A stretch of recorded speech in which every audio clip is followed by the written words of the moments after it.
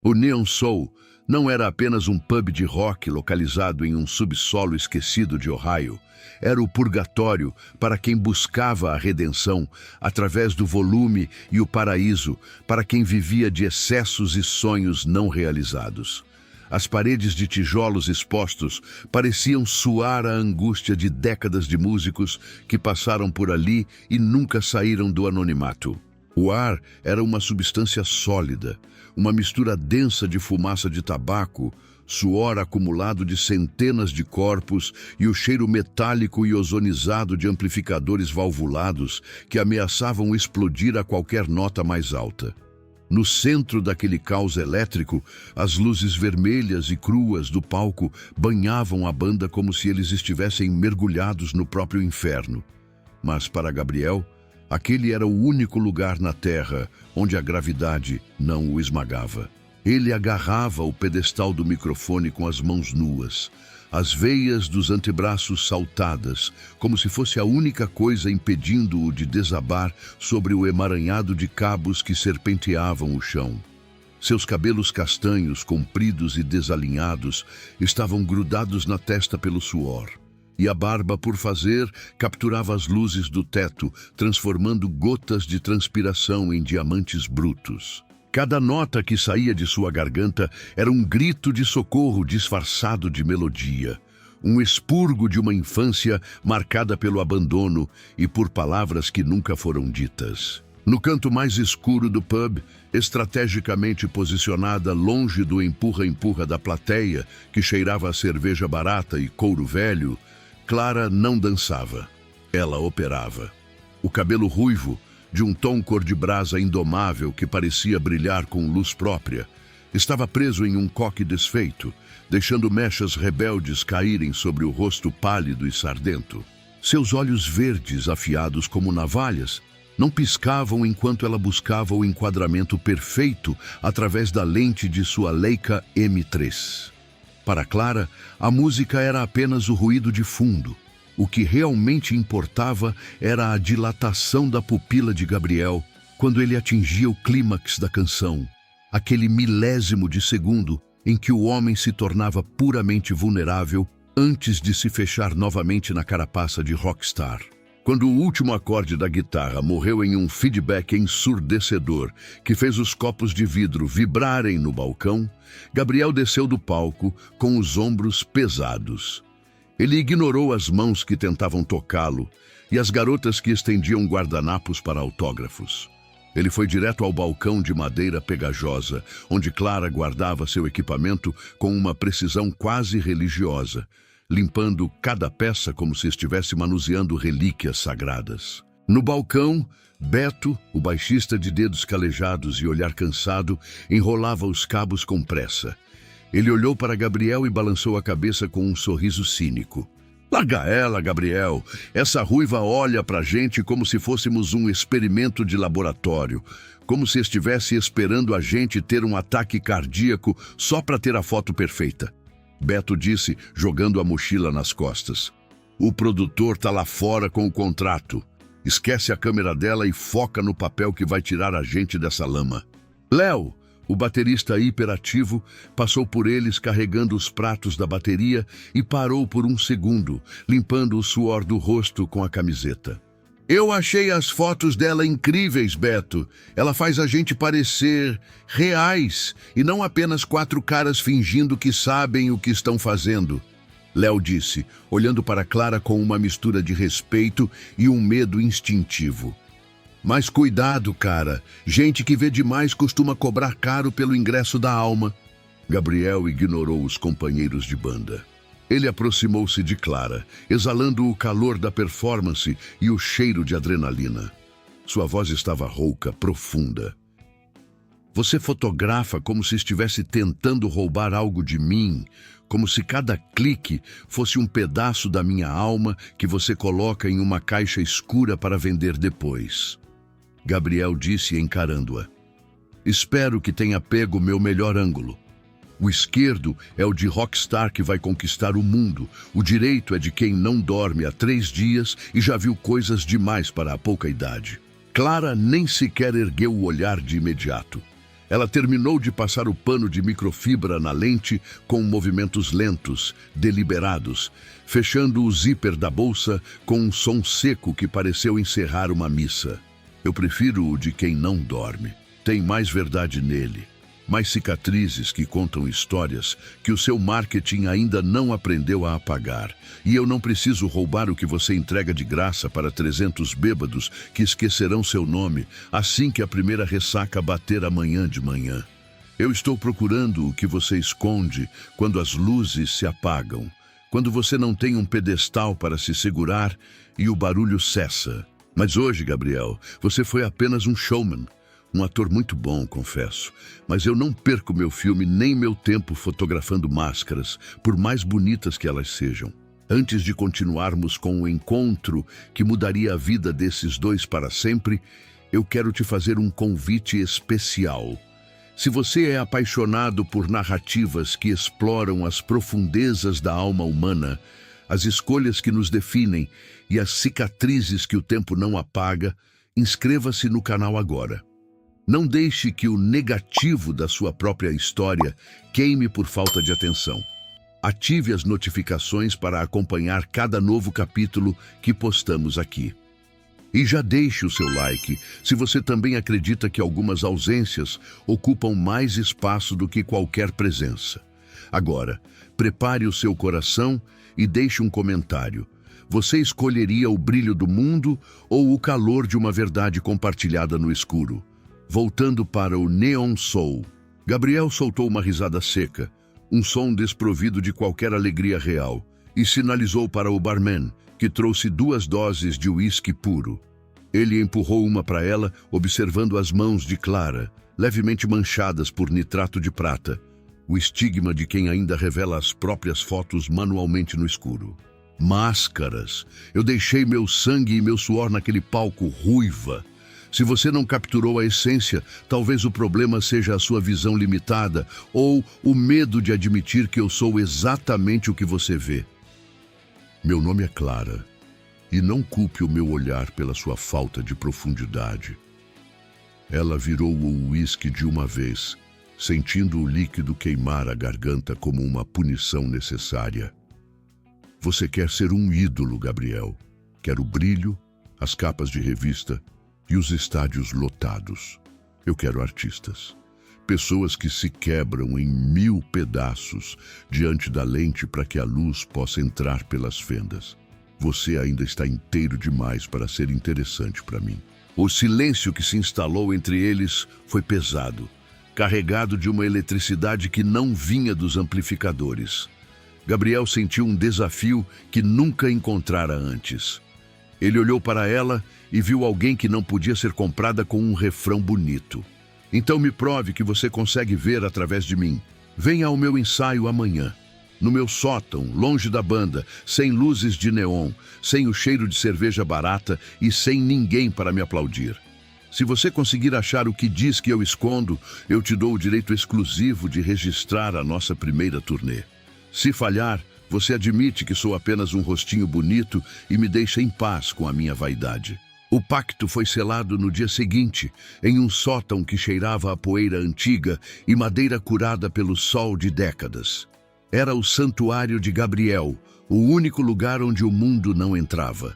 O ambiente era um labirinto de fotos secando em varais de aço, parecendo fantasmas de momentos que nunca mais voltariam.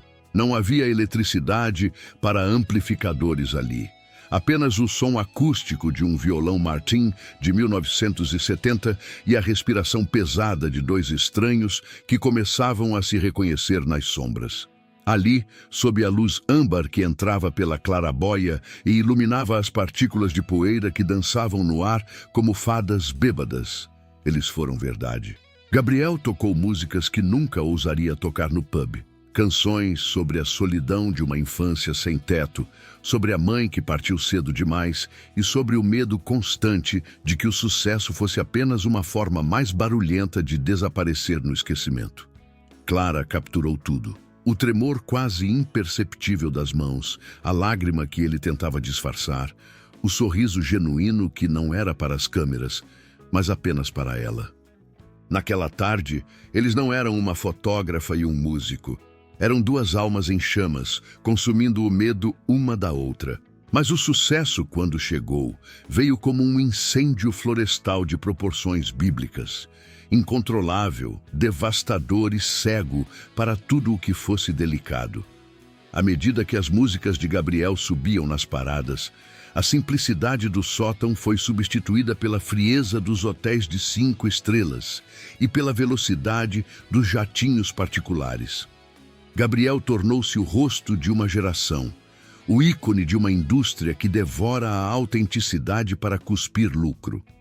Clara tornou-se a sombra que tentava, sem sucesso, lembrá-lo de quem ele era antes da maquiagem, das roupas de grife e do ego inflado pelos elogios vazios de produtores que só viam números. A banda agora viajava em jatinhos, mas o clima no camarim era de um velório de luxo. Vitor, o empresário que cheirava a perfume caro e ganância, entrou no camarim em Londres com uma pilha de revistas e um sorriso que não alcançava os olhos.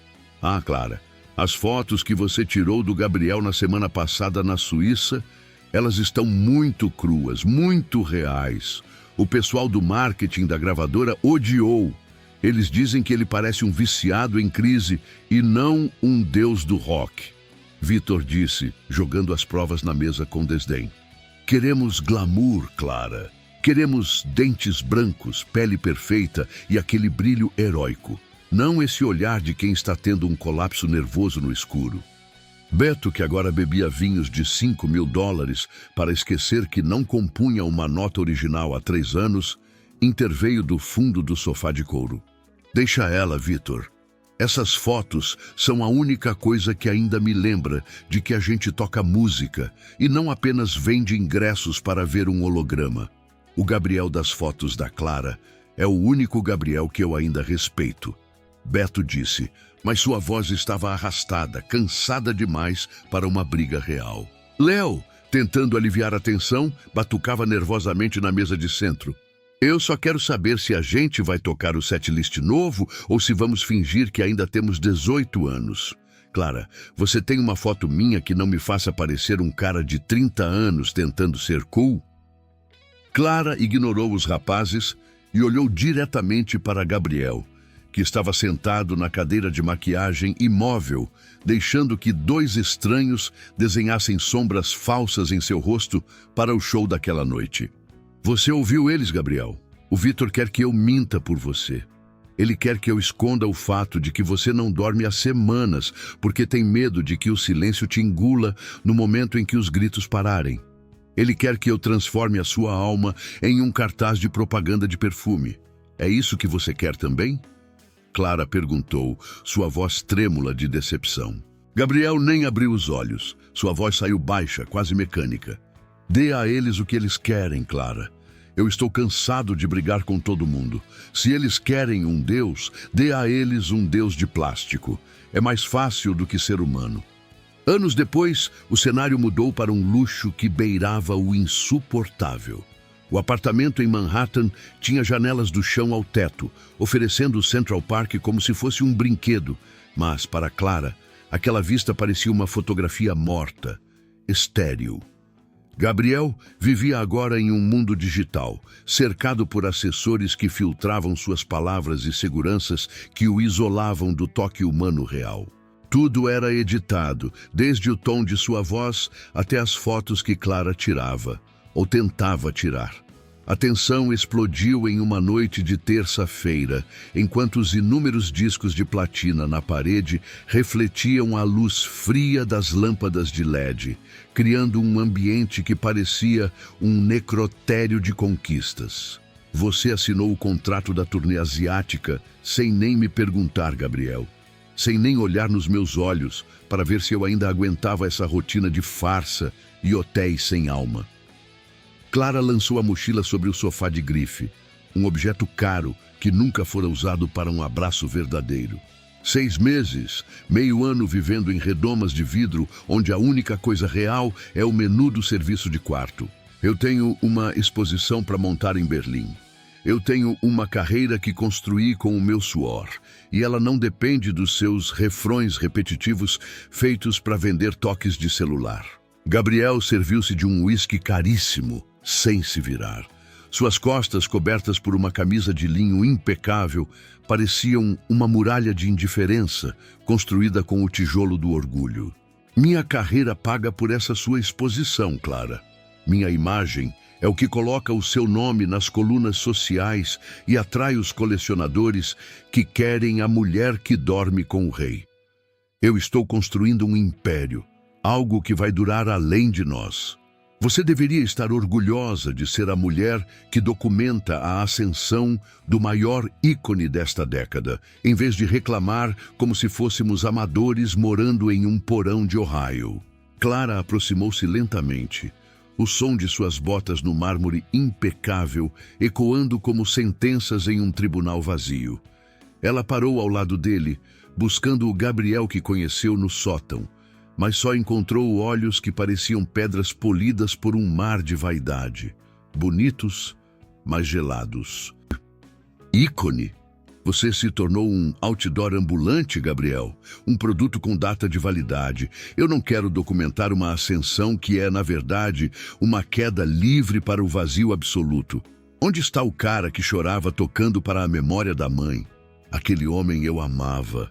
Esse que está aqui na minha frente eu mal reconheço quando acordo ao lado.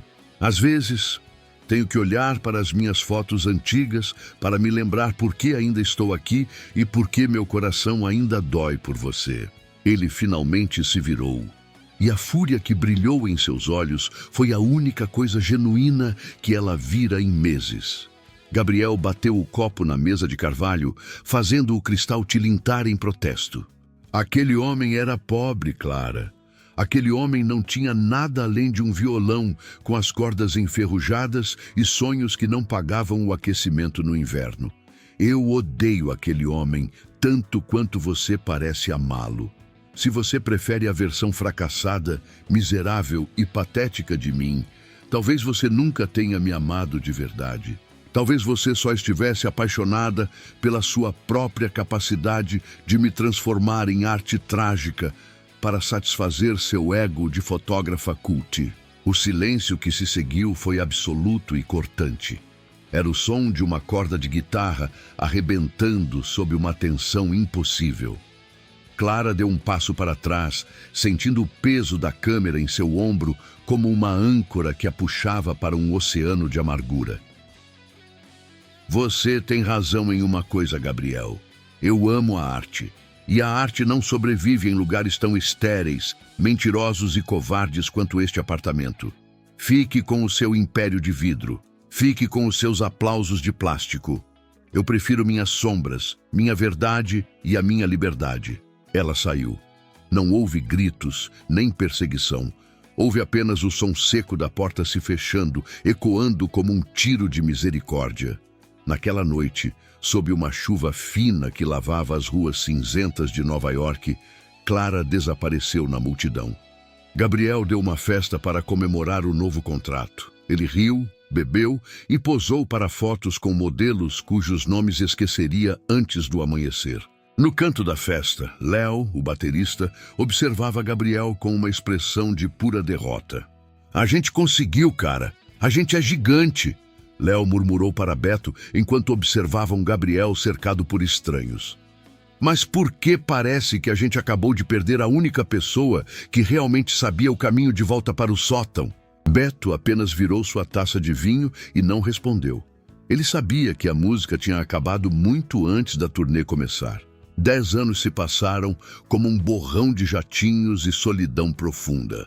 Gabriel tornou-se uma lenda, mas sentia-se como um museu abandonado, cheio de relíquias de uma vida que ele não reconhecia. Clara, em Paris, capturava a essência humana em zonas de guerra e vilas esquecidas. Suas fotos mais preciosas eram as que ela nunca mostrava. Os negativos guardados em uma caixa sob sua cama, as únicas provas de que ela e Gabriel haviam existido um dia. O reencontro aconteceu na galeria de arte dela em Paris, em uma tarde de outono que cheirava a folhas secas e nostalgia. Gabriel, entrou no recinto vazio, usando óculos escuros para esconder as olheiras que nenhum sucesso conseguia apagar. Ele parou diante da foto gigante no centro da sala. O retrato dele, jovem, vulnerável, com os olhos perdidos e a alma exposta, tocando violão no antigo sótão de Clara. Eu comprei essa foto por intermédio de um laranja. Gabriel aproximou-se, retirando os óculos e revelando as marcas que o tempo e a amargura deixaram ao redor de seus olhos. Paguei o triplo do valor de mercado. Quero que ela fique na minha sala de estar, para que eu seja obrigado a olhar para ela todos os dias, para que eu não esqueça o rosto do homem que eu matei por ambição e que agora me assombra todas as noites. Clara observou o homem à sua frente com uma calma que só os anos de distância e cura proporcionam. Ele ainda era bonito, mas era uma beleza de estátua de mármore, fria e sem vida. Ela o conhecia centímetro por centímetro, cada cicatriz e cada medo. Mas agora pareciam dois estrangeiros falando línguas mortas. Você não destruiu ninguém além de si mesmo, Gabriel. Você apenas fez uma escolha, como todos nós fazemos diante da encruzilhada. Aquela foto não te pertence mais, Gabriel, mesmo que você tenha o papel de posse. Ela pertence ao mundo agora. Ela é o aviso silencioso do que acontece quando a gente troca o fogo real da alma pelo reflexo pálido do neon. Gabriel deu um passo à frente e sua voz, que um dia comandou multidões, era apenas um sussurro trêmulo que mal vencia a distância entre eles. Ainda há tempo, Clara. Eu guardei o violão do sótão, eu nunca mais o toquei, mas ele está lá. Ainda há tempo para um último rolo de filme? Para uma última canção que não seja para o rádio, apenas para nós dois, longe das luzes e desse barulho todo que nunca para na minha cabeça? Clara olhou para ele e por um segundo ela viu o rapaz do pub, mas a imagem se dissipou rapidamente como fumaça ao vento. O tempo é como um negativo exposto acidentalmente à luz do sol, Gabriel. Uma vez que ele queima, não há como recuperar a imagem original. A película fica branca, vazia. Nossa história acabou naquela noite em Manhattan, entre o uísque caro e o sofá onde o amor já não tinha lugar. O que sobrou agora são apenas os créditos finais passando em uma tela escura de um cinema que já fechou as portas. Gabriel ficou sozinho na galeria, cercado pelas fotos de pessoas comuns que Clara agora imortalizava com a mesma paixão que um dia dedicou a ele. Ele tinha o mundo inteiro aos seus pés, mas não tinha mais a única mão que sabia capturar sua alma sem tentar vendê-la. A última coisa que Clara ouviu antes de sair pela porta dos fundos foi o som de um soluço abafado. O som mais honesto que Gabriel produziu em toda a sua vida de sucesso. Algumas almas em chamas estão destinadas apenas a iluminar o caminho um do outro, antes que a escuridão da realidade as apague para sempre. Histórias como a de Clara e Gabriel nos mostram que o sucesso pode ser o maior e mais cruel dos isolamentos, uma prisão dourada onde a única visita permitida é o arrependimento. Eles tiveram a oportunidade única de incendiar o mundo juntos, mas deixaram que a ambição transformasse o amor em areia fina, escorrendo por dedos que agora só sabem segurar troféus vazios. Se você sentiu o peso desse reencontro e acredita que certas memórias valem muito mais do que qualquer aplauso ou conta bancária lotada, inscreva-se no canal agora. Ative as notificações para não perder nossas próximas narrativas sobre as complexidades do coração humano. Deixe um comentário abaixo. Você acredita que o sacrifício de Gabriel valeu a pena pela arte que ele deixou? Ou ele perdeu a única música que realmente importava? Sua participação ajuda a manter viva a chama dessas histórias. Até a próxima.